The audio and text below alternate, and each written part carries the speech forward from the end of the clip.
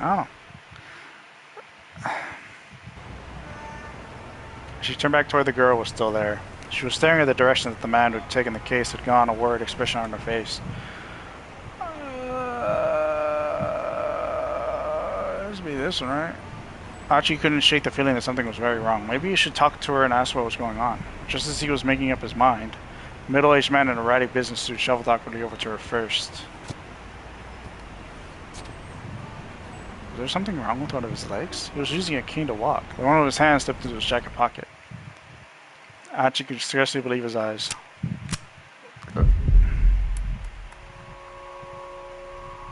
A revolver. Oh shoot. With a single fluid motion, the man lifted up the gun and pointed it in the girl's direction. He was aiming right for her head. Huh? The girl had noticed the man with the cane now. Seeing the gun pointed right at her, she froze in fear. Achi didn't hesitate. Breaking into a full run, he tackled the gunman with all his might. Caught off guard, the man sprawled to the pavement. But the would-be assassin kept hold of his weapon and quickly scrambled back to his feet. Achi knew he had to act fast. He grabbed the ashen-faced girl by the arm and attempted to drag her away. "This way," he shouted. She just stared at him, uncomprehending, trembling like a startled animal. "Come on, run!" Finally, the girl snapped out of her daze and gave a fearful nod. "Police box, let's go. Let's just get out of here." Shh, the police box. "Police box, let's go." Still pulling the girl by the hand, Achi headed for the police box outside the train station. But it was empty. There was always policemen staffing these things. Why did it have to be unmanned now? Achi flashed a worried glance behind him and saw the assassin in pursuit like a man possessed. Yikes, this is not good. There was nothing they could do but run. The frightened girl in tow, Achi ran beneath the JR Yamanote Line railway overpass. A railway loop line that services the Tokyo metropolis. Typically, the morning rush is quite intense with the stretch from Ueno Station to Wakachimachi Station. Sometimes crowded as high as 216% capacity, roughly 300 people riding in a space designed for 143 passengers. Unrelated to the Yamade Line subway that operates in the city of Kobe. "Don't worry, just trust me," he told her. But first, they sped past the convenience store where an employee was cleaning up the sidewalk. "Here, take this, will ya?" Hachi tossed over a bag of trash. "Huh? Wait, what?" "This way." They slipped through the crowd into a nearby back alley. "But this way's a dead end," the girl said breathlessly. "Like I said, just trust me." Stopping abruptly, Achi kicked down a wooden plank covering a gap between two buildings, clearing a space that a person could fit through. "See? We can get away through here. In you go." The girl just stood there looking terrified. "What's the matter?" Achi asked. "Come on, gotta hurry." But I... She looked at him as if he too was about to pull a gun on her. He could hardly blame her. After all, he was just some random guy who had turned up out of nowhere. But this was no time for dawdling. The man with the cane appeared at the end of the alley. If they just stood there, he was going to catch them. "Okay, sweetheart, hear me out," he said in a rush. "The name's Achi Endo. I live in the neighborhood, and I'm not the kind to stand idly by when a girl is being chased by some killer. So please, just trust me and I'll do my best to keep you safe." He hoped the look in his eyes could convince her he was being on the level. After a painfully long moment, the girl nodded her acceptance. Phew. "Right, let's start with this." They had paused beside an enormous stack of beverage crates. With a quick shove, Achi knocked the whole pile down, sending it cascading across the pursuer's path. Now that was a close call. The man with the cane was floundering, struggling to get past the fallen crates. "My bad, man," Achi called out. "Mind cleaning that up for me?" The man scowled back at them and fumbled for his gun. Achi flashed him a wave goodbye, then slipped away between the buildings with the girl.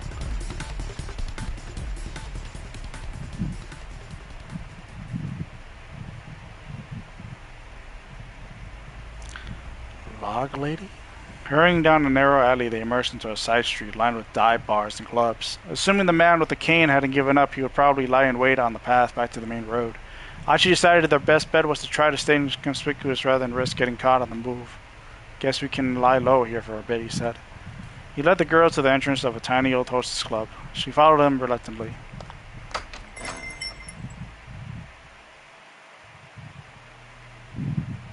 Achi flicked the switch inside the front door and a chintzy chandelier glowed to life. He sat the girl down on the small sofa beside the counter. She gave him a worried look. Achi felt a pang of embarrassment as he realized what she must be thinking. Oh no, don't get the wrong idea. I'm not gonna try and find funny business. Someone I know used to run this place. It's not in business anymore, so I figure we're safe here. The girl chuckled at his evident discomfort. Alright then, she said. So, we good? We're good. Okay, well, good. Achi made a vague attempt to straighten his disheveled clothes. So how about some introductions? I'm Achi Endo, like I said earlier. You can just call me Achi. I'm Hitomi Osawa. You can call me Hitomi, I guess. With each new word out of Hitomi's mouth, Achi felt his heart sing. She was charming, personable, just about everything about her was captivating. Achi had never met another girl like her. Achi? Bah. Is something the matter? We were spacing out there for a bit. Achi shook his head, just about his days. Damn it, this is no time to get all starry-eyed. He needed to think of some way to keep her safe from the guy who was after her. Look, can you tell me what the heck is going on? Please, I need to know if I'm going to help you. Right, okay. I'm not really sure where to begin. Hitomi looked down, lost in thought. Apparently, hers was a long story. Alright, she said at last. Guess I'll just explain things as they happened. Wait, hold up. Could you keep it simple as you can? I mean, I'm not really the sharpest tool in the shed. Complicated explanations ain't exactly my strong suit.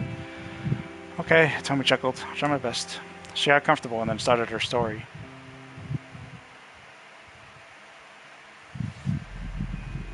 So, last night somebody abducted my sister. The kidnapper demanded that I make the ransom handout personally. He told me to stand by the statue of Hachiko in Shibuya at 10 o'clock in the morning and make the exchange. So I did. And this man came by and took the attache case with the whoa, I'm sorry, hold up a second. Oh my gosh, give me a minute. Achi has suddenly lost the thread of the conversation. At times like this, you can press up to go back and reread what you've already seen. You can also press down to quickly scroll back through sections you have already read. A mark will appear in the upper left corner of the screen while you're paging back and forth like this. You can press the X to reread the marked page. I'm wanting to make the exchange, so I did, and this man came by and took the attache case with the money, and then afterwards that other guy with the cane turned up and pointed his gun at me and blah, blah, blah. I have to go all the way back. Could you say that again, but like simpler? Huh? Sure. I'm just having trouble following is all. I mean, is this the plot of some movie or soap opera? Yes. No, that's not. Or some kind of hidden camera show? This is real. This really happened. The look in Hitomi's eyes were dead serious. She got to be telling the truth. What would be the point of lying? And he had seen the attache case and the gunman himself. How much was the ransom, if you don't mind me asking? Hitomi hesitated. 50 million yen, she said after a moment. Achi gave a whistle of amazement. The detectives told me that was a typical amount for a kidnapper to ask for. It's plenty, that's for sure. I guess there's good money in that sort of thing. As soon as the words were out, he realized his blunder.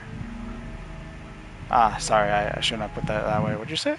There's plenty of that for sure. Yes, there's good money in that. Oh. Yeah, no, I'm just reading that. I was thinking. I didn't catch it until now, too. He fidgeted awkwardly and Hitomi looked away. I'm an idiot, but okay, I think I get this kidnapping thing. So I'm guessing those guys who chased the guy who took the ransom were undercover cops? He replayed the scene in his head. But then, the kidnapper took the attache case and ran, right? So if you were empty-handed, why'd that guy with a cane come over after you? I'm honestly not sure. Hitomi's words trailed off. This was clearly difficult for her to talk about. Anyway, we should probably get you to the police as soon as we... No, we can't do that. Hitomi's tone was resolute. I can't take this to the police. Why not? Achi waited for an answer, but none came. After a long and awkward silence, she stood up from her seat. I really appreciate the help, but I should go now. She gave Achi a deep bow. Nuh-uh, hold on. What do you mean go? Go where? He hurried to intervene as she headed up for the door. I don't want to cause you any more trouble. I'll figure the rest out on my own somehow. Hey, I said hold on. Hitomi ignored him and opened the door, and their argument came to an abrupt halt. Oh, shoot. Standing there was the man with the cane, his revolver in his hand.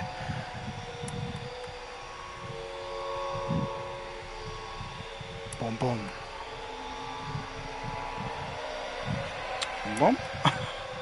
To be continued. Okay.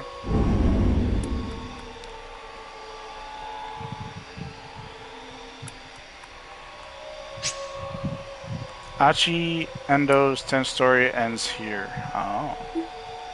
However, Shinya Kano still has more to do. Read along further in Kano's story.